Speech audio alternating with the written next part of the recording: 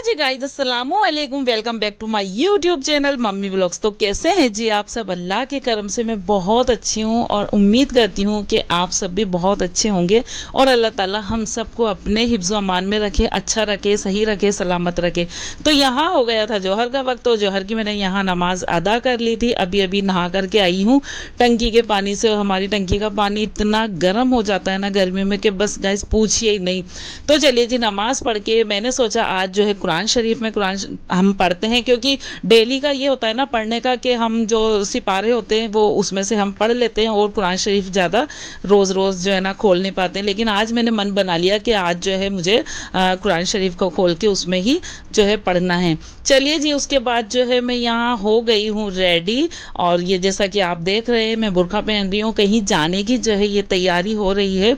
और ये तैयारी कहीं मतलब एक ऐसी जगह जाने की हो रही है कि बस अल्लाह ताला जो है वहाँ किसी को भी ना पहुँचाए। तो एक्चुअली क्या है कि अभी मैं जा रही हूँ फैज़ान के साथ हॉस्पिटल में, क्योंकि वहाँ पर जो है ना मेरे जो जेठ हैं जो अलीगढ़ में रहते हैं, वो कोटा में आकर उन्होंने जो है ना अपने मतलब उनकी जो पथरी थी तो उसका उनका आज है ना वो हॉस्पिटलाइज, उनका सिजेरियन आज हुआ है ना।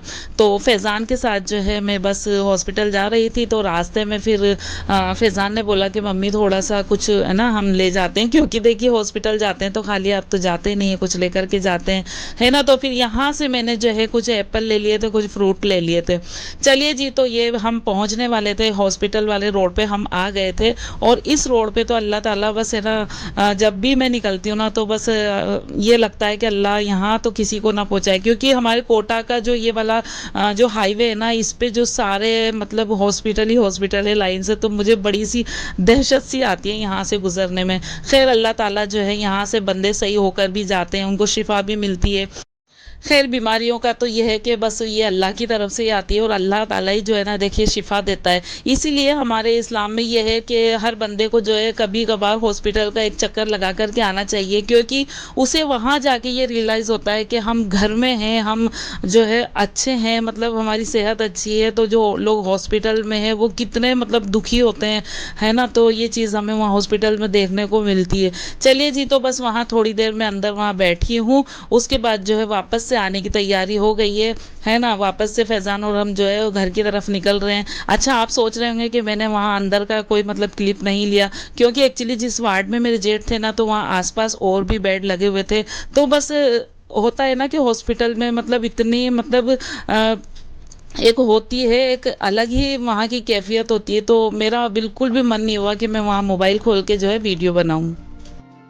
चलिए जी, तो मैं आ गई थी घर। तो अस्सलामु अलैकुम, welcome back to my YouTube channel. वापस से मैं आपको इंट्रो दे रही हूँ। और अब जो है ये यहाँ से व्लॉग जो स्टार्ट होता है हमारा एक नए टॉपिक को लेकर। नया टॉपिक ये हॉस्पिटल्स में आई हूँ। तो आज मैं बनाने वाली हूँ बहुत बहुत स्पेशल गोभी गोश्त की सब्जी, जो कि मेरी सास अम्मा मुझसे बनवाती थी। और ये यूपी की मतलब रेसिपी है। यहाँ हमारे राजस्थान में तो ये सब नहीं चलता है, ओनली गोश्त ही बनता है। तो चलिए जी, बनाते बहुत टेस्टी वाला गोभी गोश्त। और उसके लिए जो है मैंने यहाँ निकाल ली, फ्रिज में गोभी रखी हुई थी वो मैंने निकाल ली है। और गोश्त को धो करके जो है ना मैंने रख दिया। अच्छा जी, मैं यहाँ पर जो है ना आपको मेहंदी दिखा रही हूँ। अभी एक्चुअली क्या है कि मेरी बेटी इंशा जो है ना वो मेहंदी लगाना सीख रही है। तो बस देखिए माशाल्लाह बहुत अच्छी खैर वो लगाने लगी है।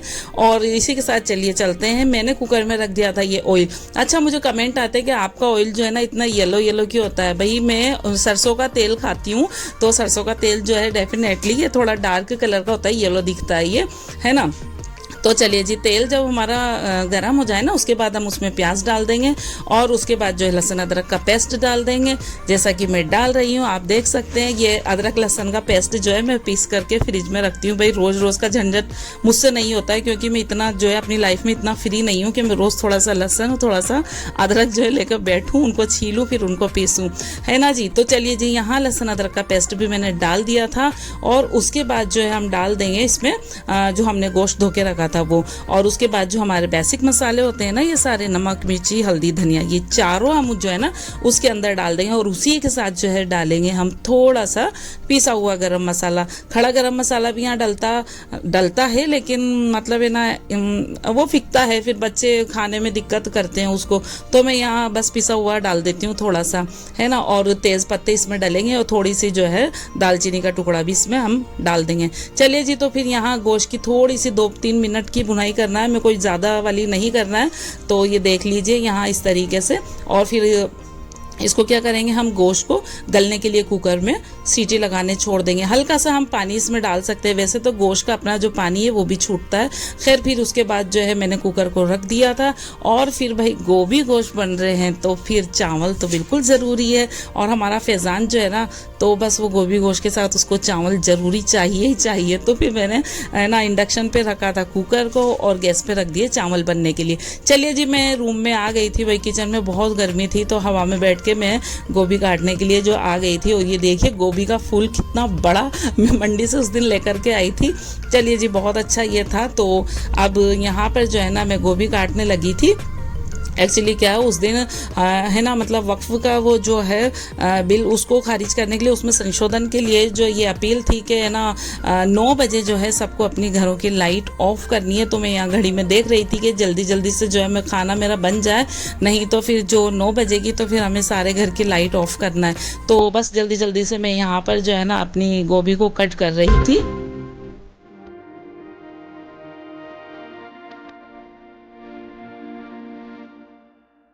तो चलिए जी, गोभी को जो है अच्छे से मैंने यहाँ काट लिया था। वापस से चलते हैं किचन में। तो गोश्त की भुनाई कर ली थी मैंने। गोश्त हाँ 70% जो है गल गया था, 70-80% हमको गोश्त को कुक करना है।